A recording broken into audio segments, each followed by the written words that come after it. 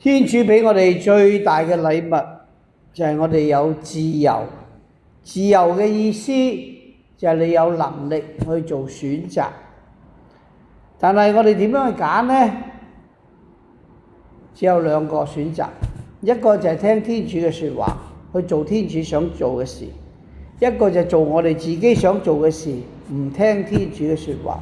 所以保祿喺今日嘅書信之中好清楚話咗俾你知，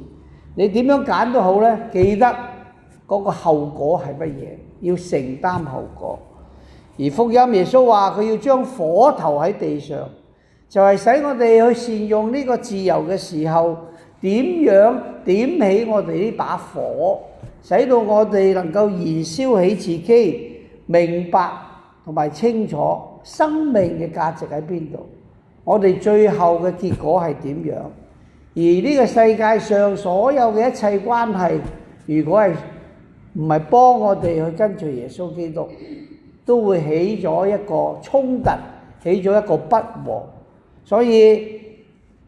呢段聖經後邊嘅説話，如果唔清楚了解呢，就以耶穌講嘅嘢就搞到呢個世界點解咁亂七八糟。耶穌要講嘅唔係亂七八糟，耶穌要講嘅就係佢同呢個世界係對立嘅，係唔一樣。所以我哋要善用天主俾我哋嘅自由，明白點樣每一日生活之中選擇最好嘅一份。